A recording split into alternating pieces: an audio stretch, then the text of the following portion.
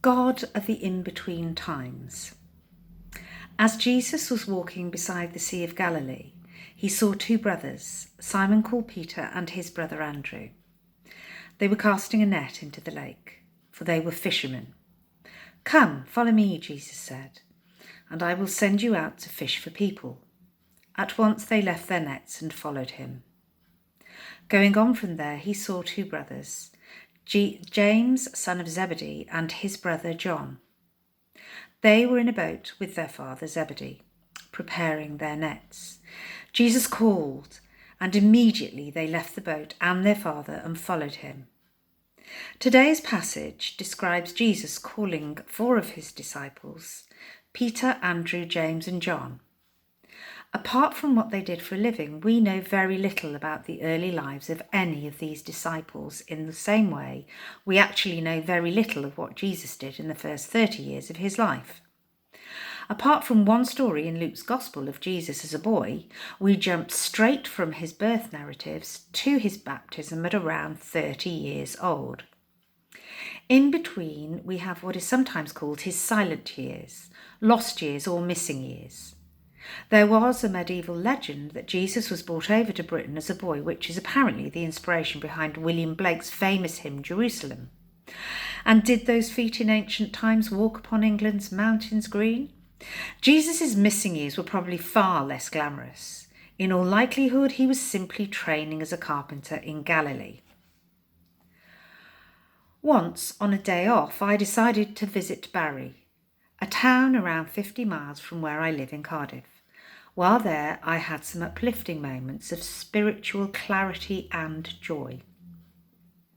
I found the ruined chapel of St. Barrack, a 6th century monk after whom the town is named. When Caddock arrived in Wales with his disciple Barrack, he'd forgotten a precious manuscript on Flatholm Island in the Bristol Channel, so he sent Barrack back to collect it. Unfortunately, the boat capsized and Barrack drowned. The chapel was built for him. I spent some time in silence in these holy ruins before I walked to the end of Friars Point Peninsula, where I stood at the top of an Iron Age cairn and marvelled at the wonderful panoramic view of the Bristol Channel. After these uplifting spiritual moments, I set off on the long trudge back to the car through the town streets. To top it all, it began to rain. I started to accept that this ordinary, rather dull walk would dampen the inspiring memory of the sacred site and beautiful countryside. And then I remembered the missing years of both Jesus and his disciples. It is easy to fall into the trap of thinking God is only in the important and breathtaking moments of our lives. So, as I walked, I challenged myself to see God in everything I saw. An unshaven young man walked past pushing an empty pushchair and smoking a cigarette. I walked past a small school where I could hear the laughter of children. I noticed an impressive school garden that had been immaculately tended by teachers and pupils.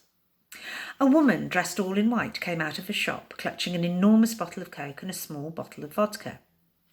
A friendly old lady came over and started chatting to me, and as I looked back at her rough skin and dirty clothes, I saw God's light shine through her eyes.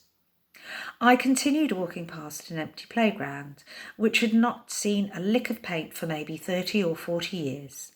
Then a beautifully dressed woman hurried past, walking her dog, looking so out of face as she avoided an old ironing board that had been discarded by the side of the road. As I got back to the car, I thanked God for allowing me to see his light despite the rain and mess. In fact, I thanked him for allowing me to see his light in the rain and mess. I thanked him for being there in the ordinariness of that journey back to the car. It is relatively easy to see God in the special, uplifting moments in our lives, and we also find ourselves meeting him in the difficult and painful times. But God is to be found in the in-between times too. In the missing years, life in its humdrum sense is worth avoiding, bleakly asserts 80s rock star Morrissey in the biopic England Is Mine. As Christians, the challenge is to avoid those times, but rather to open our eyes to discovering God in those ordinary moments. In the book The Always, Robert Macfarlane describes a walk that he made 1,000 times before in the fields by his house. But this time he was walking at night after it had been snowing all day. His eyes were opened anew to the beauty and the wonder of the pathway. He writes, "The snow caused everything to exceed itself, and the moonlight caused everything to double itself." Our lives have occasional highs and occasional lows, but most of the time they can be rather mundane. As Christians, we need to remember that God is present in the everyday, ordinary moments of our lives. Our God is also the God of the in-between times. He is the God of the humdrum, the monotonous, and the commonplace. With him, those moments don't stay mundane. He brings joy, hope, and beauty to even the most ordinary moments. He certainly dwells in the highs and lows, but he also lives in our missing years. And when we actively recognise him in the tapestry of our everyday lives, he makes the ordinary extraordinary. God causes everything to exceed itself, and his light causes everything to double itself. The reflection. Meister Eckhart, the 14th century theologian, wrote that we are all meant to be mothers of God, for God is always needing to be born.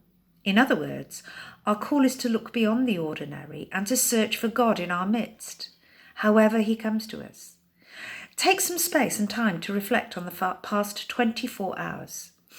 Think first of where God's light has shone in a clear and obvious way, perhaps through the beauty of nature or the kindness of family and friends.